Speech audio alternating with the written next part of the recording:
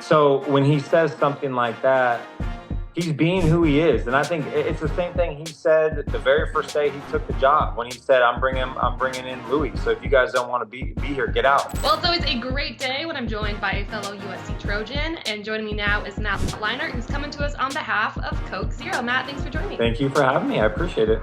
All right, well, we've got to start with some USC football questions, of course. USC has lost 2 games already this season, barely squeaked out a win against Cal. You tweeted this weekend that change needs to happen. So what changes would you like to see? Wow, I see you just coming out the gate. Yeah, look, I think I speak for a lot of. It's interesting because I'm in the media space, so you kind of just take your analyst hat off, your media hat off, and you just want to be a fan. I'm a Trojan, obviously. I root for USC and want everything USC to be good and great and successful.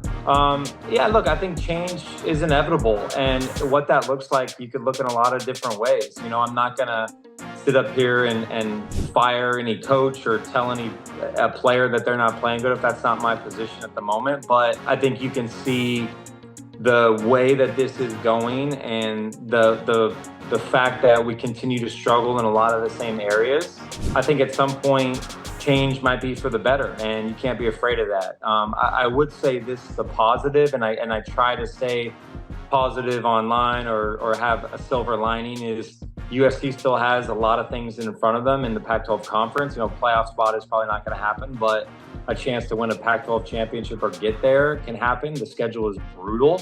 And again, if we don't change some of the stuff we're doing as a football team, then, you know, we're going to lose more games. So that can come in a lot of forms, and I'm sure they got to hold themselves accountable, and they got a big one this weekend. You know, it's going to be tough. Yeah, you mentioned the schedule being brutal. They play Washington this weekend and then Oregon and UCLA. Realistically, like, how many more games do you think they can win?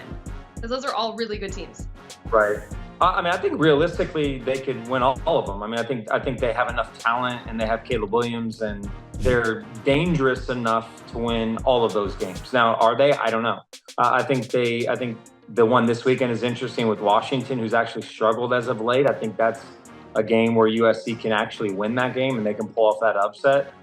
Going to Oregon is going to be a really, really difficult task, because I think Oregon is one of the top 2 or 3 teams in the country. I think that's kind of what this season is going out, and the schedule is brutal. It's tough, but they certainly have the ability to win all of these games.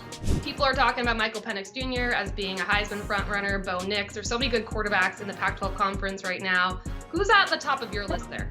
That's a good question. I mean, this conference is so deep at that position. And, you know, DJU at Oregon State has been playing really, really good. Cam Ward, Washington State's kind of cooled off, but Cam Ward is a really talented player.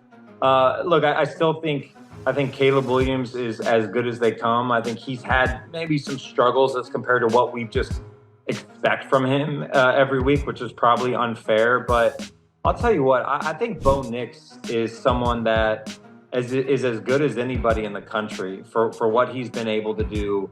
He started his career at Auburn, and, you know, maybe up and down, and then he's found a home in Eugene. You know, in 2 years, I think he has 68 total touchdowns, 8 interceptions. Their team is primed to make a run here for a potentially national championship. He can run, he's accurate. He's elevating himself into that first round draft status, which I don't know if people probably thought that coming into the season, but he certainly is playing himself into, he's been special this year. And I don't think he's getting enough credit. I want to ask you about Colorado and Coach Prime. You guys have also obviously been to Boulder this year for Big Noon Kickoff, and Deion Sanders, he's always in the headlines. He kind of came under fire this week after they lost to UCLA, saying that he basically needs a new offensive line. I think their offensive line has allowed like 31 sacks, which is, I think, the 4th most in college football right now. What did you make of his comments? Well, look, I think if there's one thing that we all, and I know Deion pretty well, just over the years being around him, he is very unique, and he's different, and he doesn't care what anyone says, what anyone does. He's going to run things the way he knows how. He's an incredible motivator. He's inspirational. He's a heck of a coach. So he's all of those things. So when he says something like that, he's being who he is. And I think it's the same thing he said the very first day he took the job, when he said, I'm bringing in Louis. So if you guys don't want to be here, get out. I'm not, like, he is very straightforward, but they have major issues up front. And by the way, his son is the quarterback, and his son is taking an absolute beating every single week.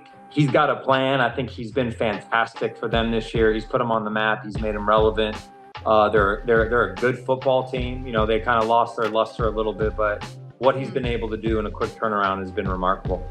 Do you think he can turn Colorado into a team that's competing for championships one day? I do. I do. I think when you look at the nature and the landscape of college football, NIL, recruiting, transfer portal, like he owns that stuff. What kind of, what kid doesn't want to come play for Coach Prime, and what kid doesn't want to be, involved, like have all of these people watch them and be the center of attention. Like, it's not for everybody. Turn this program around from one win last year, completely irrelevant. Even if they finish the season with 4 wins, you look at what he's done. He's put them on the map. He has the attention of the recruits. And there's one coach in America that can go in every single household in the country and convince someone to come to Colorado. I mean, it's Coach Prime. Like, Coach Prime is just so unique in how he is as a coach, as a man, that the inspiration, the motivation, all of those things. So I'm a believer. I've seen it firsthand this year. It takes time, but I certainly think if he stays there long enough, he can make that into a national powerhouse. He's unique and also very entertaining. Teamed up with Coke Zero. Tell us about the partnership. Well, first of all, Coke Zero Sugar is one of my favorite drinks, and we are trying to find the best fan ever. So best Coke Zero ever, best fan ever. And the campaign is awesome because for me, and if you're a college football fan, obviously, it is all about the fans. I think that's what makes college football so unique. The fan bases that are literally ingrained in you before you're even born as a kid. Tailgating, the loud, like it is awesome. So we are doing this campaign to find that best fan ever. We've been to some pretty cool places. The kicker is, in the big national prize, is to find the national best fan ever, which will be announced later in the year. A winner gets $20,000 in stipend money to go travel to games. They win a Heisman-like trophy. They get the FIL deal, which is a fan image and likeness deal, plus a lot of other cool kind of perks and cool stuff that Coke Zero Sugar will provide. So really fun campaign. Obviously, best drink ever, best fans ever, and we're well on our way of finding them. All right, well, that's all I have for you. I really appreciate you taking the time. You guys are going to Texas this week, right? Have fun down there. Yeah, we'll be in Austin. I appreciate you. Thanks for having me. Fight on.